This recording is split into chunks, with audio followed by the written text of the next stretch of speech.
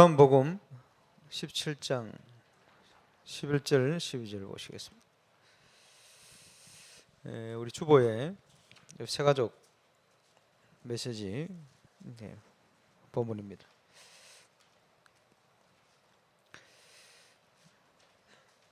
제가 봉독해 드리겠습니다.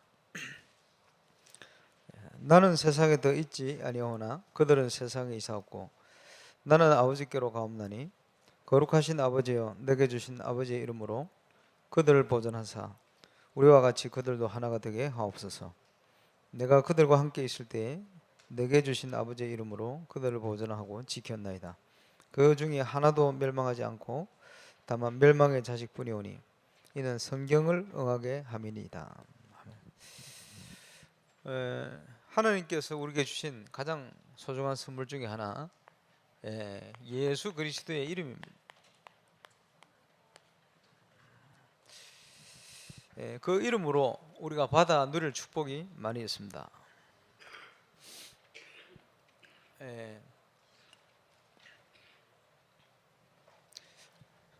인간 창조 이전에 창세기 1장 2절에 문제가 있었습니다.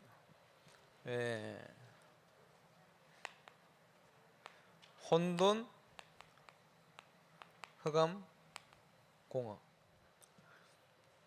불신자들의 어떤 모습을 잘 표현한 단어다 이렇게 볼 수 있겠습니다. 행복이 뭔지 몰라서 몸부림칩니다. 행복을 찾을 수가 없어요. 혼돈. 원치 않는 재앙과 어려움이 계속 밀어닥칩니다. 흑암. 하나님 없이 성공했는데 더 허무합니다. 공허. 이 배후의 역사는 사단의 역사, 잘 모르고 있죠.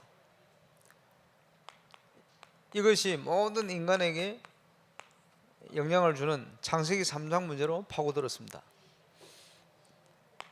그래서 네가 하나님처럼 될 거야. 모든 사람이 가진 문제가 뭐냐? 하나님 중심이 아니고요,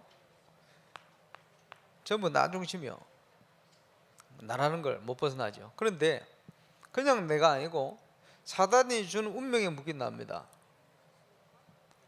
내가 하나님처럼 될 거야, 나는 할 수 있어, 이렇게 하는데 돌아보면 내 마음대로 된 게 하나도 없어요. 왜냐? 여기에 묶인 나기 때문에. 그래서 성공자들을 만나보면 다 이 가운데 빠져가 있습니다. 심각하죠. 창세기 6장 4절 5절 세상을 움직이는 사람들이 어딘가에 영향을 받습니다.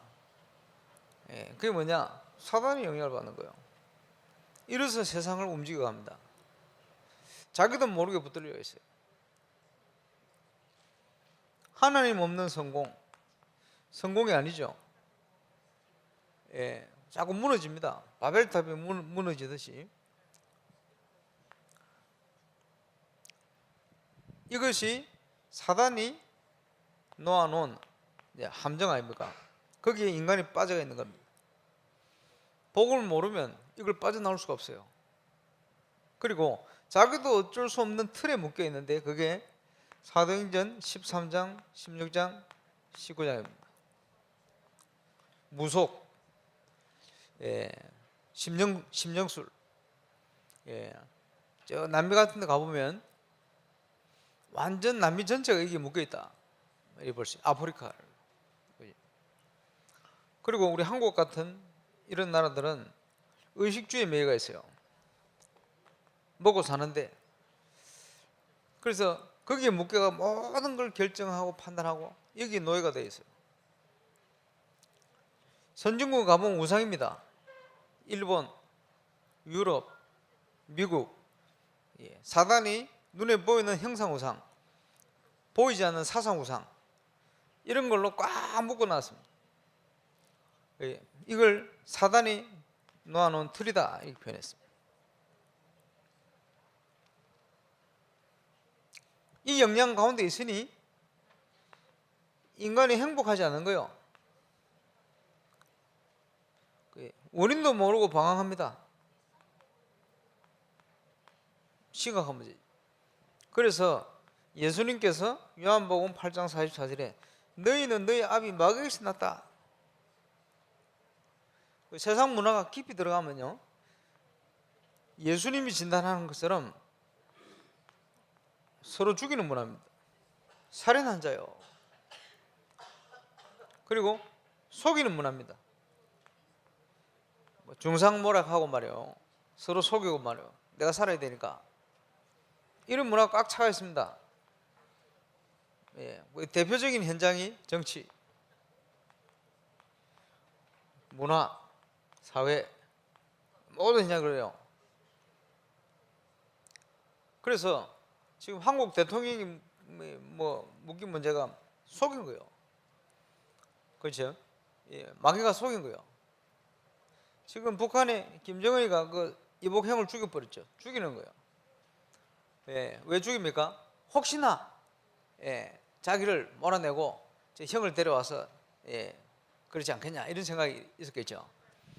그 이제 자기 권력에 문제가 온다 이런 생각 때문에요, 가족도 죽여버리고, 그죠? 뭐 친척 죽여버리고 말할 거 없죠. 이거 완전 사단에 붙들린 그 문화가 이 문화란 말이에요. 그죠? 우리가 살인을 안 해도 계속 미워하고 증오하고, 그 미워하는 자체가 살인 아닙니까? 왜 그렇죠? 그 발단이 사단이에요. 우리가 복음을 모르면 여기에 꽉 묶입니다. 그 묶여서 살아갑니다. 이런 것들이 각인되어 있어요. 이러니까 완전 노예로 살 수밖에 없죠. 예, 그 문화의 노예가 돼. 그죠? 그러면서 수고하고 무거운 짐을 계속 지니까 그 결과로 오는 문제가요, 정신적으로 어려움 당하고 말이에요. 왜 어렵습니까? 계속 재앙이 오는 거요. 어떨 때는 막 숨기고 사는데도 이게 막 더 이상 숨길 수 없을 만큼 문제가 와버려요. 이게 연결돼서 육신 문제가 눈에 보이도록 딱 와버립니다.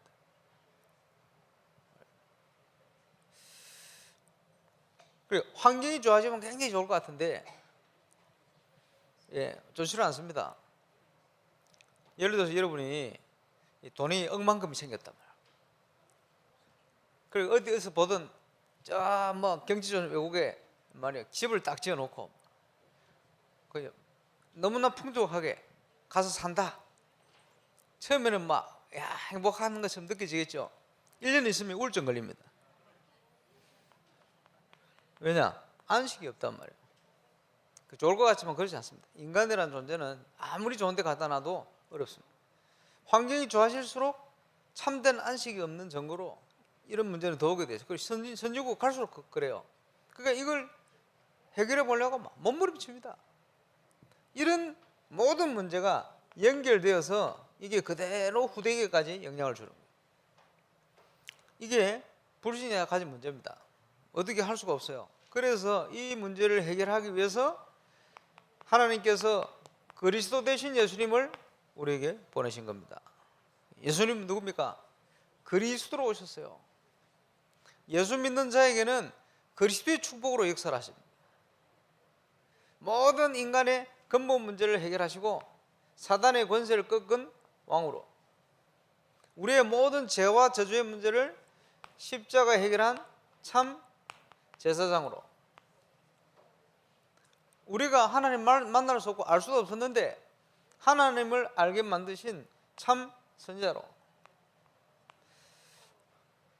기름 부음 받은 자의 축복으로 역사하신다. 그래서 한 번 기름 부음 받은 자의 축복을 받은, 구원받은 자는 더 이상 묻지도 않아도 될 만큼 완벽한 축복으로 다 받은 것이다. 이렇게 요한일서 2장 20절 27절에 기록하고 있습니다. 이걸 누리는 것이 구원의 축복이죠. 왜 그렇습니까? 그리스도로 오신 예수님은 요한복음 10장 30절에 보니까 나와 아버지는 하나이니라. 예수님은 하나님 아들 하나님이십니다. 이 땅에 오셔서 길을 열어버렸어요. 그래서 내가 바로 그 길이다, 내가 바로 그 진리다, 내가 바로 그 생명이다. 유대인들을 선택해가지고 이스라엘 백성을 선택해서 계속 예언하시면서 구원자가 올 것이다 약속했는데, 하나님 만나도록 문을 열 것이다 약속했는데, 그 바로 약속한 그리스도 구원자가 바로 나다. 이렇게 예수님이 말씀하신 것입니다. 믿음의 조상 아브라함을 부르셨는데 요한복음 8장 56절에 보니까 아브라함도 이 예수님을 믿고 구원받았다. 앞으로 오실 구원자 바라보고 기뻐하고 구원받았다. 그래서 이 예수님이 오실 것을 구약 성경에다가 예언을 하셨는데 지금까지 찾아낸 것만 467번. 그래서 뭐 400번 이상 예언됐다 이렇게 표현하죠. 지금까지 찾아낸 것만 뭐 더 찾으면 더 있을 겁니다. 대표적으로 처음 말씀하신 게 창세기 3장 15절. 보라, 여인의 후손이 와서 뱀의 머리를 상하게 할 것이다. 예수님은 여인의 후손, 죄 있는 아담의 자손이 아니고 여자의 몸의 날짜다. 사람은 사람인데 죄가 있는 사람이 아니고 죄 없는 분으로 오실 것이다. 오셔서 뭘 할 것이냐? 출애굽기 3장 18절에 희생제사의 주인공 피 흘려 죽게 될 것이다. 이래 예언하신. 더 구체적으로 보라, 처녀가 잉태하여 아들을 낳을 것이니 그 이름을 임마누엘이라 할 것이다. 이렇게 예언했죠. 예, 방주 사건도 예수님에 대한 예언입니다.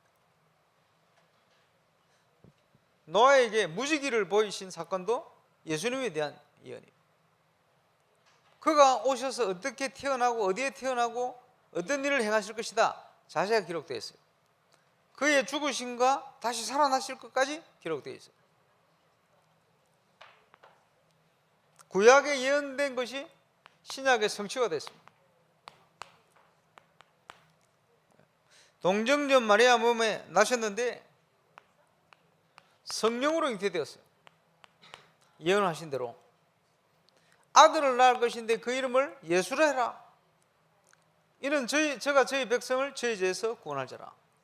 예수, 다른 말로 표현하자면 여호와의 구원, 그런 뜻입니다. 그래서 이 사건이 그냥 된 것이 아니고 이사야서에 약속하신 것이 그대로 성취된 것이다. 이렇게 기록하고 있습니다. 예언하신 대로 이 땅에 오셔서 성경대로 죽으시고 성경대로 부활하셨다. 그리고 부활하신 주님이 하늘로 승천하신 이후에 성령으로 오시는데 누구든지 이 예수 그리스도를 구주로 영접하기만 하면 모든 불신자 상태에서 완전히 해방되어 버립니다. 그래서 우리가 이 축복을 누려야 되겠죠. 적용. 어떻게 누립니까? 그 예수 그리스도를 바르게 알고 영접할 때 우리가 생명을 회복하고 하나님 자녀의 축복을 누리게 되십니다. 그리고 그 이름으로 기도할 때 우리는 응답받게 됩니다. 많은 문제가 있을 수 있어요. 우리 기도하면 응답받습니다. 옛날에 우리 그 유목사님께서 북방 선교회, 러시아 선교회 선교를 하실 텐데, 근데 일반 이제 러시아 팀이요. 근데 이게 러시아 선교회 간사가 한 명, 여자분이 뭐 간사에 늘 있으니까요. 예, 아마 안 믿는 간사가 딱 섰던 것 같아요.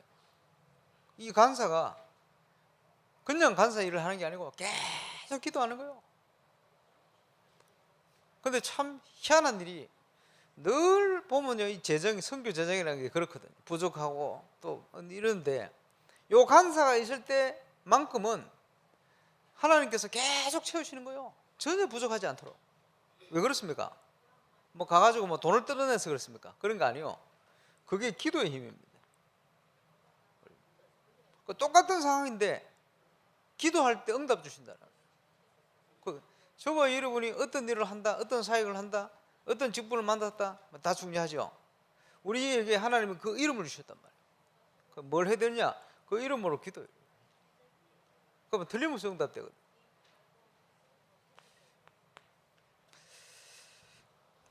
그래서 저와 여러분은 빨리 그 이름으로 영권을 회복해야 됩니다. 왜냐? 모든 현장, 세계 현장은 완전 귀신 동네가 되어 있어요.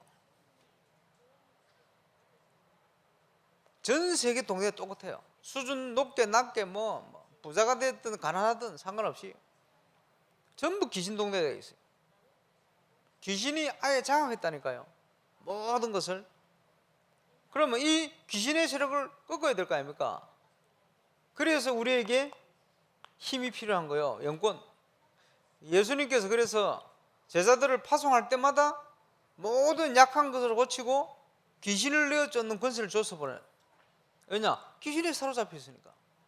불신자 거기 묶여 있으니까. 대통령도 묶여 있으니까. 심각하죠? 지금 대표적인 남한, 북한 지도자에게 사단이 강하게 역사하는 거예요. 이게 이제 너무 적나라하게 명확하게 드러나잖아요. 그지? 그렇습니다. 그럼 제가 볼 때는 이거 굉장히 좋은 기회예요. 왜 그러냐? 마틴 루터가 종교개혁을 앞장서게 됐어요.